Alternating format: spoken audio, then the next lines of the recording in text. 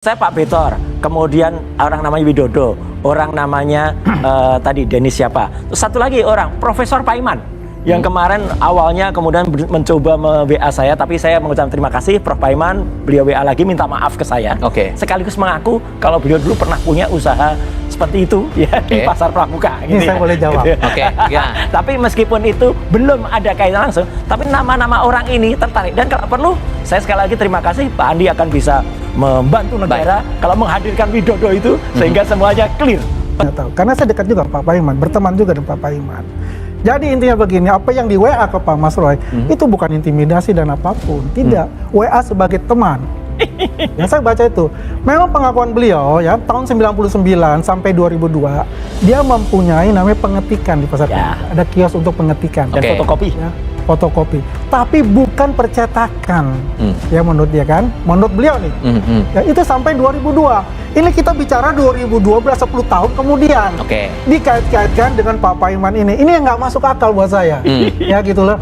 Apalagi mengatakan itu mencetak dan diulang, mencetak lagi. Di mana pemikiran akal logika kita? Ini akal kewarasan kita ini terganggu.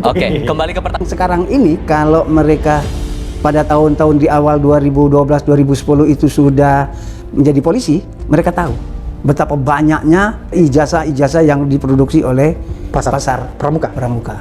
Betor Suryadi atau Bambang Suryadi menyebut ijazah Jokowi dicetak di pasar pramuka pada tahun 2012 lalu.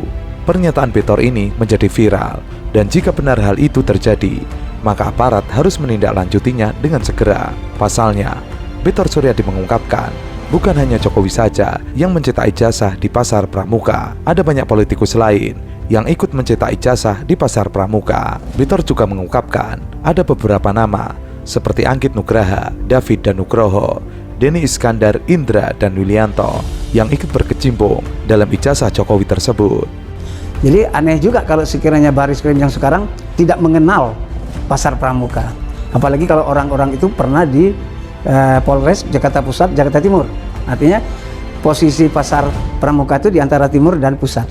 Di situ jadi ada ketua DKI, ada ketua DPRD, ada sarjananya palsu. Ya karena persyaratan untuk menjadi anggota dewan, untuk menjadi bupati, wali kota, gubernur, syaratnya kan harus punya ijazah.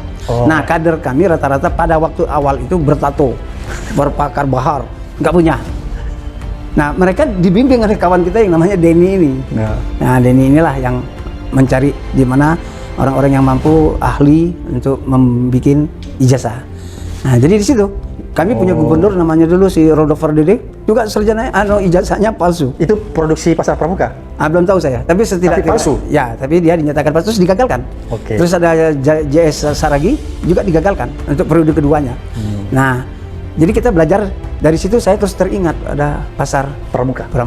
Kemudian, Ketua DPRD DKI Jakarta periode 2014-2024 Prastio Edi Marsudi, mantan Ketua KPU DKI Jakarta Juri Ardiantoro, mantan anggota DPRD DKI Jakarta fraksi Gerindra M. Syarif, dan mantan Gubernur Lemhanas Andi Wijayanto perlu ikut diperiksa.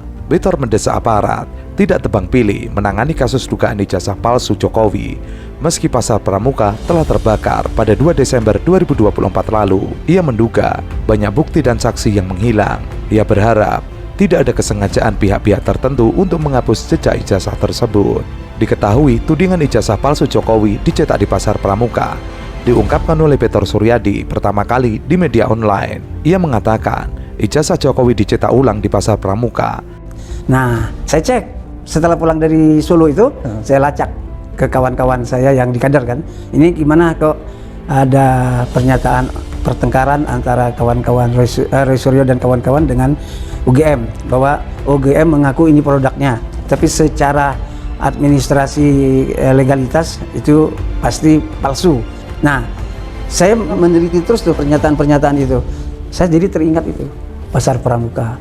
Nah, saya lacak, ini siapa yang pertama kali menerima rombongan Solo. Jadi Solo itu pada awal 2012 itu datang ke Jakarta. Pak Jokowi nih, rombongannya Pak Jokowi. Di antara rombongan itu ada nama-nama ini, ketemulah dengan kawan-kawan di DKI.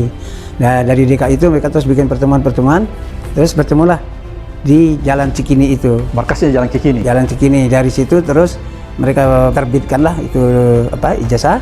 Terus dari nah hari ini ada informasi baru dari Mas Roy Suryo bahwa ada seorang profesor namanya Pak Paiman Raharjo, pemilik daripada satu di antara kios, kemungkinan dia yang mencetak ijazah tersebut karena dia adalah ketua relawan sedulur Jokowi. Itu yang info terakhir. Nama Victor Suryadi mencuat setelah ia mengklaim bahwa ijazah Presiden ke-7 Jokowi dibuat di Pasar Pramuka, Jakarta Timur. Pernyataan kontroversial ini memicu polemik di media sosial dan menjadi sorotan publik. Victor Suryadi adalah seorang aktivis dan pengacara yang kerap terlibat dalam kasus-kasus politik dan hukum. Ia memiliki nama lengkap Bambang Victor Suryadi. Dari beberapa informasi yang didapat, Victor saat ini masih sebagai mahasiswa di Universitas Pancasila pada tahun 1980-an. Ia adalah sosok kritis terhadap rezim Orde Baru di Soeharto. Sebagai sosok kritis, Victor juga sempat merasakan jeruji besi tahanan atas tuduhan menyebarkan selebaran subversif. Dalam dunia politik, Victor merupakan salah satu pendiri relawan penggerak demokrasi, sebuah sayap dari PDI Perjuangan, dan pernah duduk sebagai anggota DPRD Lampung, serta DPR RI menggantikan almarhum Taufik Kemas. Siapa saja yang Anda ketahui pihak-pihak yang kemudian terlibat dalam proses pencetakan ijazah ini, Bang Victor? Kalau yang saya urai pertama itu adalah kader kami, ya, kader Partai PDI Perjuangan. Di situ ada Denny Iskandar, di situ ada Yulianto, ada Indra, terus dari Solonya ada Anggit, ada David, ada Widodo. Nah, informasi hari ini melompat.